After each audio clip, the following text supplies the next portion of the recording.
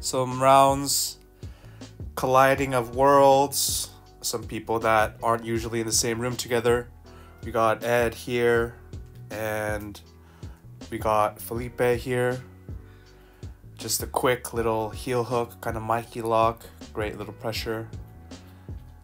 Just some things to look at is he is so decisive in the engagement phase, getting to exactly what he wants, that he actually out-wrestled us just with the initiative and the right movement, and he'll get to a position he likes and work from there. And he knows all of the right moves, exactly like that. Move is exactly what you need to do with the right timing there, and then right into the armbar pressure. He's so smooth, and he really is the embodiment of moving like water and moving where you aren't and trying to get to the places he likes and kind of using movement, not just pressure and not just weight, but the movement as well.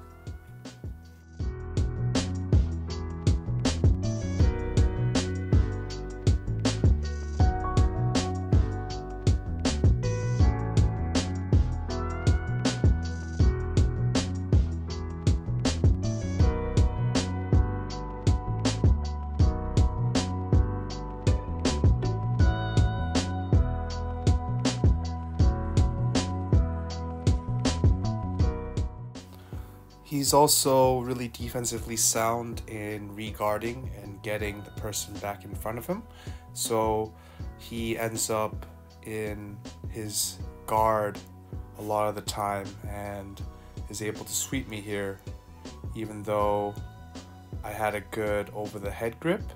And it's that breakdancey as well. He does actually have quite a bit of that breakdance body stability in the middle of the air. He's able to twist his body and maintain core pressure while he spins.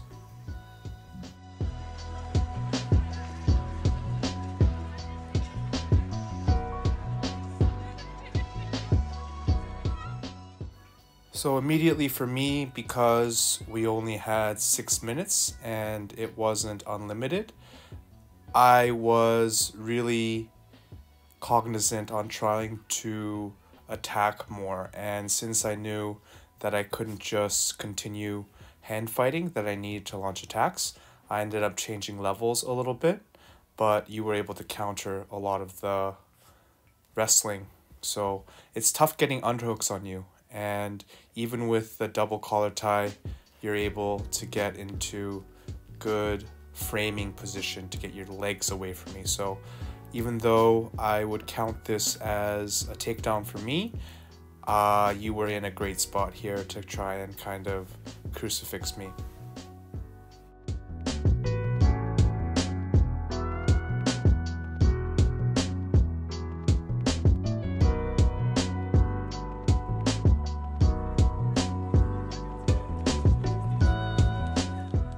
So one thing that I've been noticing is when I get to this quarter guard, you like whipping into that back step. And so I'm gonna start baiting it and then weaving that inside leg hook because it gives me really good leverage to get up again, but awesome scramble to try and keep your hips facing the ground.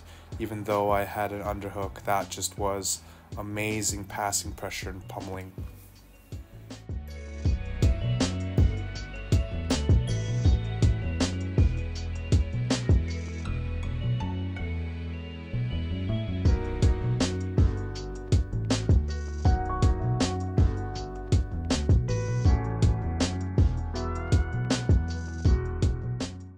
And then one thing that's been happening often is this triangle from the back, and I think it's a reasonable response, and as long as you get like an underhook, you can whip your leg underneath. Here was my cleanest takedown of the day, and it comes off of just the reaction off of the snap down. So I think that's also another chance for me to start entering into the legs from a stand-up situation, is off of strong snap downs, which I can definitely get with a good collar tie.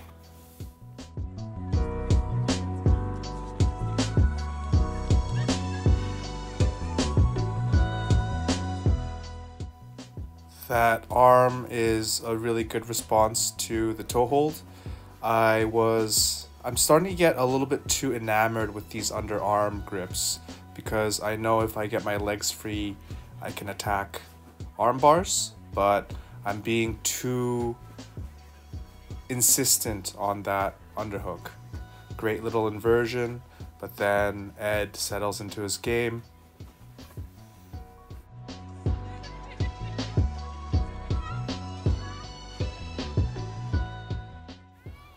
So Ed's game is relatively simple. It's that over-under passing pressure, and if you have a really active good guard, your ankle is usually going to end up in his hip, and then he goes for the ankle lock first to initiate leg entanglements, and then he's really good about pummeling into leg locks, knee bars in particular, but he also likes heel hooks and no-gi.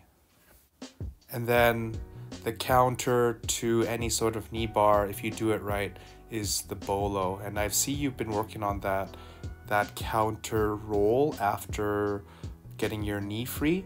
And I think that's going to be really the next stage of improvement for us, is to start going for the back off of leg attacks. Not just escaping, but attacking the back off of their leg attacks. So that's going to be something to look out for in the future.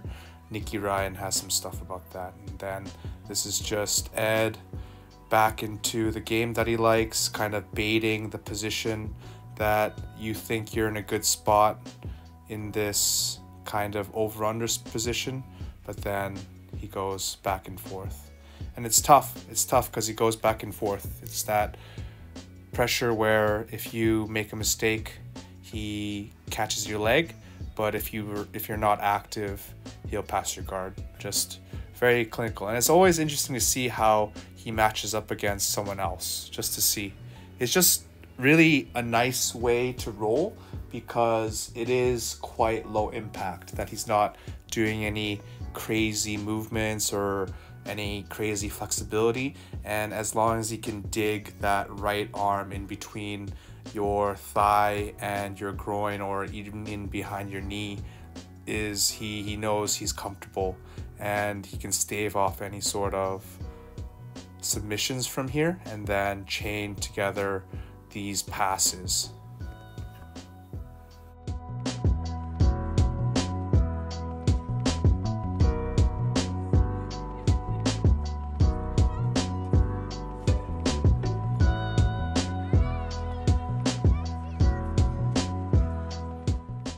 So when he fails the arm drag single leg, he gets right into this deep half. And it's only because I've anticipated and kind of put weight on the opposite leg and gone in for this underhook is the way that I usually end up addressing this, making this cross-face underhook and then passing super traditionally. Yeah, you have to use the basics on him, because if you let him get into more exotic positions, he knows them better than you do, so you gotta work.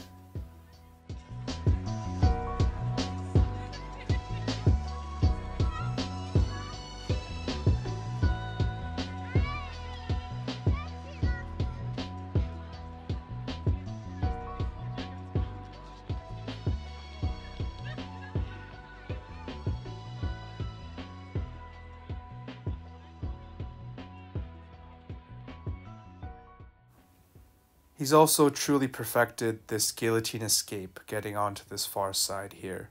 And he's so confident in this spot that I've tried to do a little bit of a Darce reversal from there, but obviously he's found the right pressure.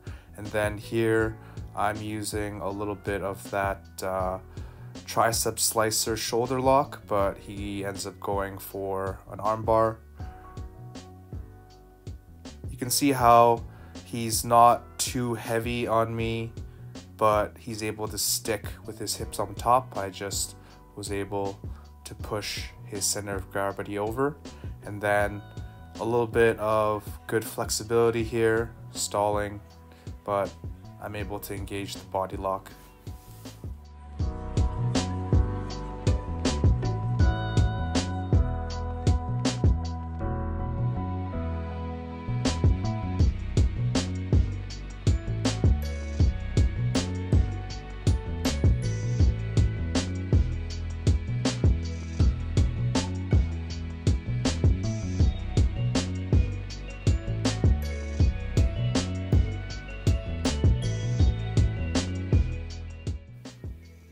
And then the dog bar.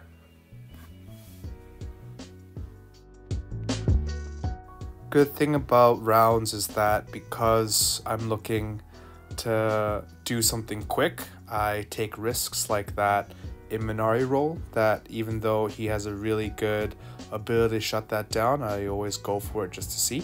And then just this Choi bar from the back, really awesome.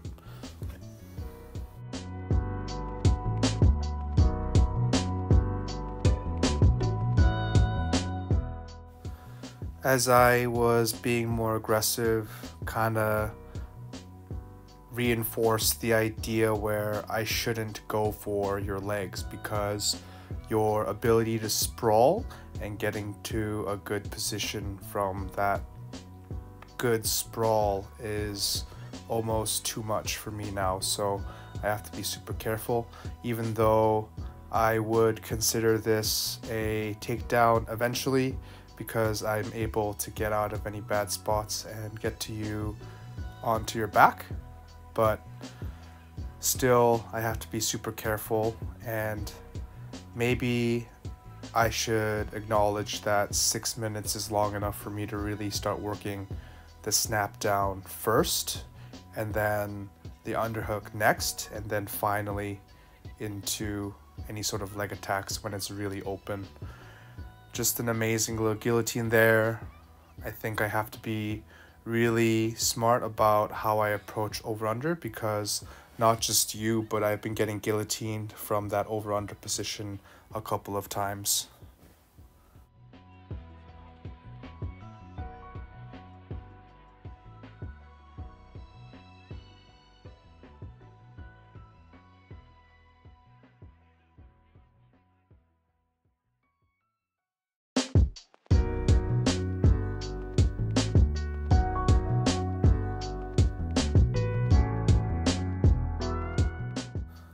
Another example where I think I was too overcommitted to this underhook, that I felt so good with this heavy underhook crossface that you got to a better leg locking position just because I was being too insistent. So that's a bad habit right now that's developed that I'll have to really be aware of and shut down. Just a textbook bad shot. You had frames in, I didn't snap you down at all, and I just went for a double leg grab. Really bad shot, and then you punish right away.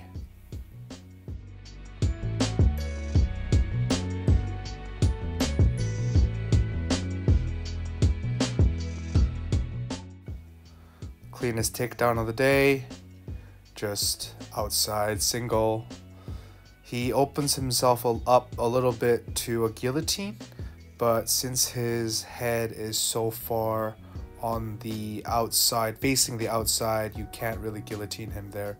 So just amazing work. And then even though it feels like you're in a good spot here, getting into underhooks, he's just going to be patient, hold the position, and get to where he likes.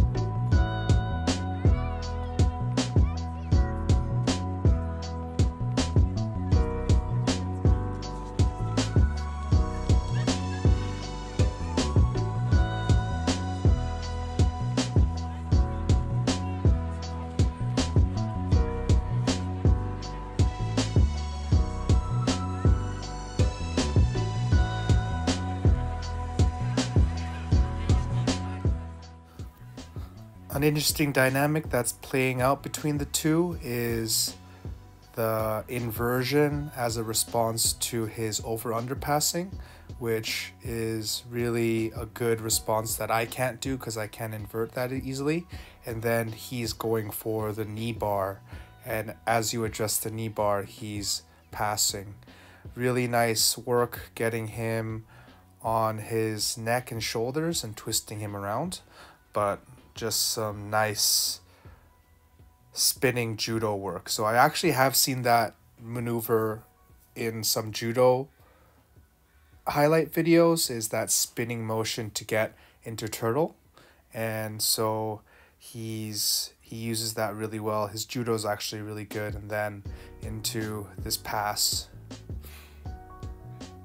just putting the right weight up onto the inside knee, so you can see that it's actually that inside knee, that bottom knee, that he's holding very tightly, and that gives him a chance to get into this position. And then, dude, his side control is really, really hard to get away from, because he does a really good job of pinning you, and then he'll spin around to that far side of armbar so quickly.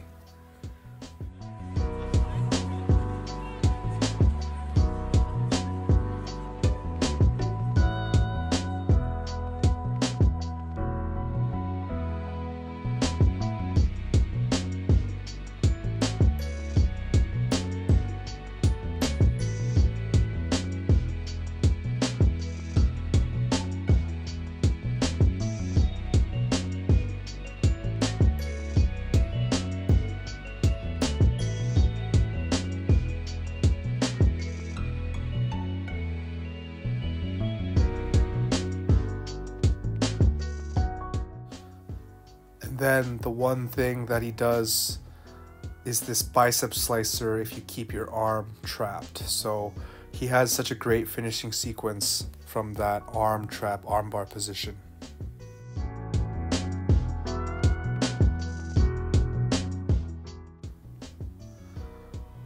Another super clean arm drag takedown with the inside trip. Really amazing work, just super clean takedown. Even though I'm able to kind of climb up here, it's just because I'm so big.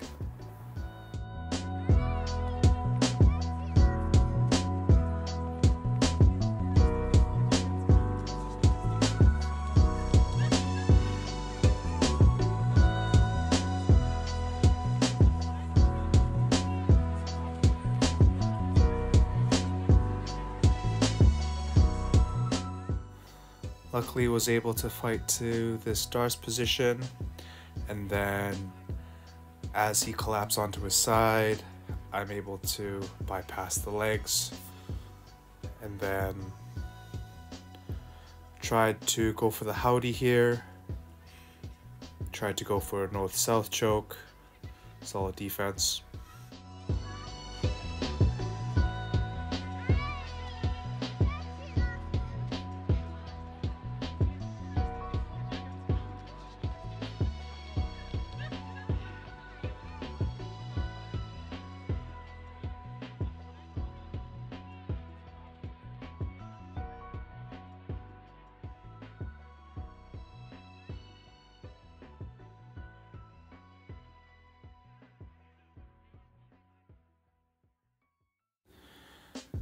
And then he's really good at that bridging, turning into top.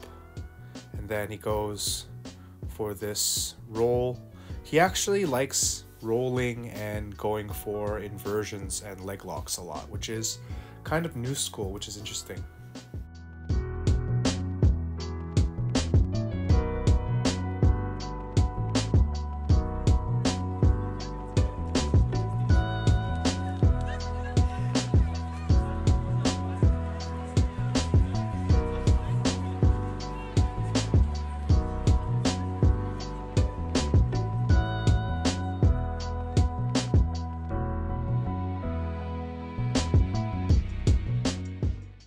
Really awesome rounds.